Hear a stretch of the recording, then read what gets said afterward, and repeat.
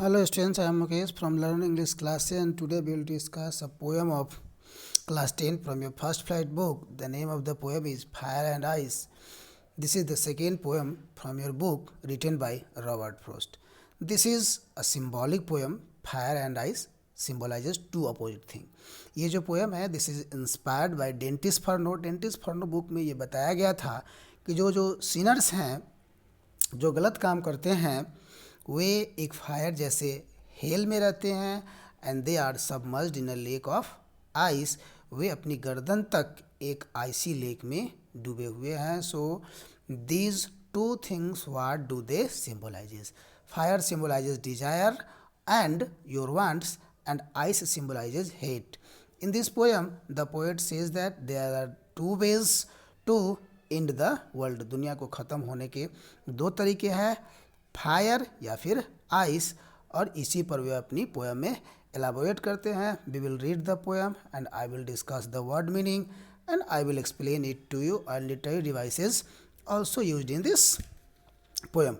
First of all, what is the poem? Fire and ice. Some say the world will end in fire, some say in ice. From what I have tasted of desire, I hold with those who favor fire. But if it had to perish twice, I think I know enough of hate to say that for destruction, ice is also great and would suffice. First of all, the difficult word meaning is perish. Perish means die or end, and suffice. Suffice means be enough or to be sufficient.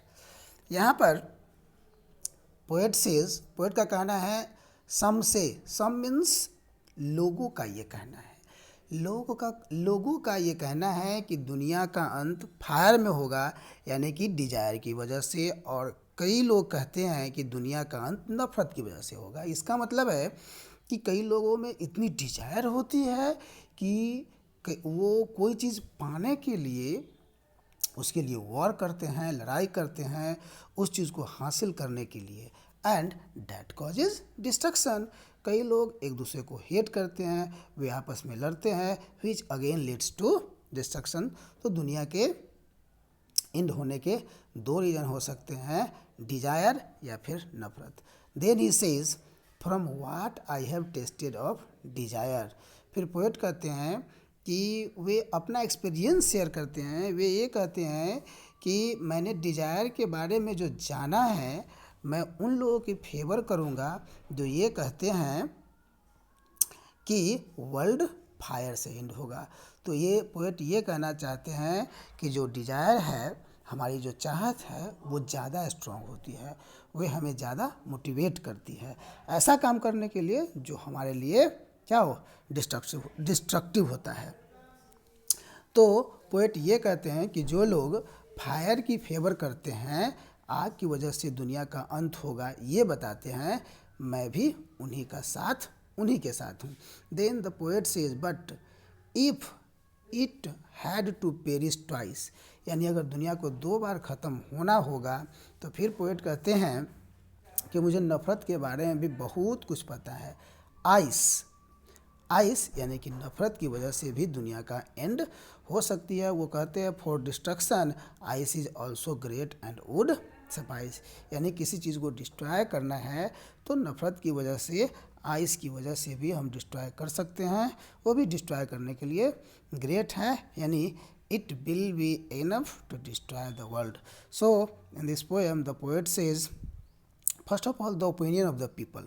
He says some people are of the opinion that the world will end due to desire, and some say the world will end due to hatred.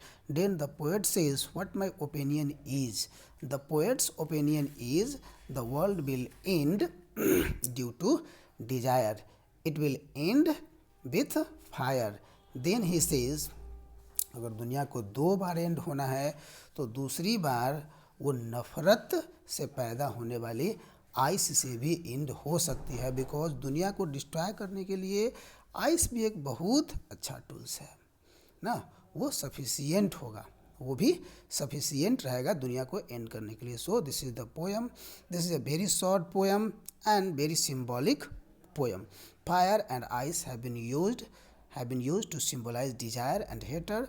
Fire means desire का symbol है and ice hatred का symbol है. Now we will see the literary devices used in this poem. First of all, what is the rhyme scheme? The rhyme scheme of the poem is, actually we can see there are 9 lines of the following poems. The rhyme scheme is ABA, ABC, BCB. Let us see the words which are rhyming. Fire, desire, fire. So these 3 words are rhyming. We call them A.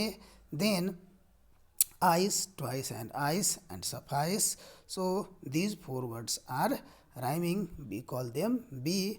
Then hate and great. These 2 words are rhyming. We call them C. So now the rhyme scheme is ABA, ABC, BCB. Okay.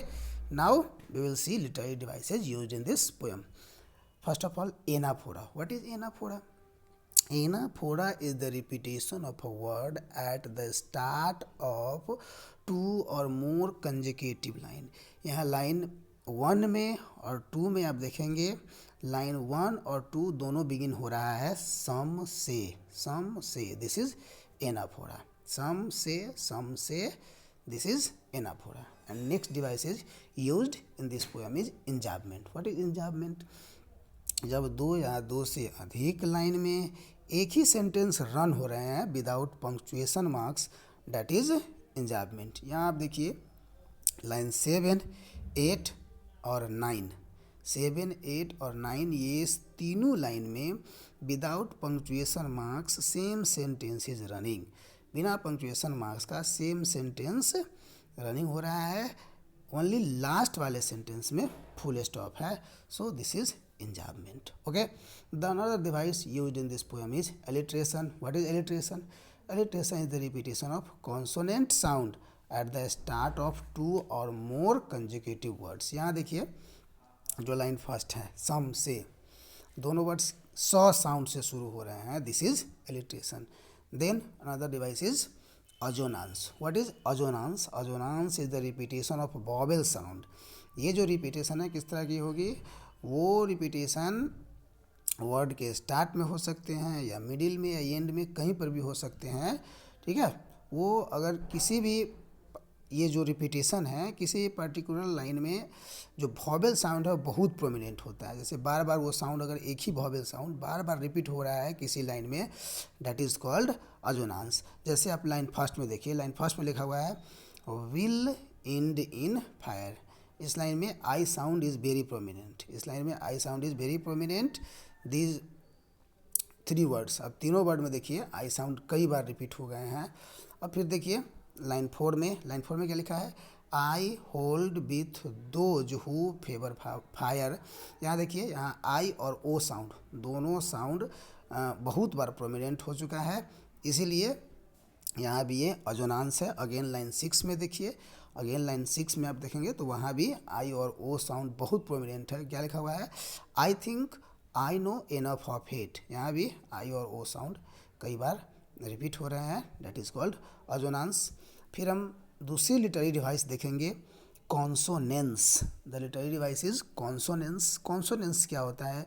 अगर एक ही consonant repeat हो रहा है but not it is a start of the word. कोई ज़रूरत नहीं है कि ये वर्ड के स्टार्ट में होगा, ये भी मिडल में या एंड में कहीं भी हो सकते हैं, तो वी कॉल देम कॉन्सोनेंस. यहाँ पर लाइन 4 में देखिए लिखा हुआ है विथ दोज.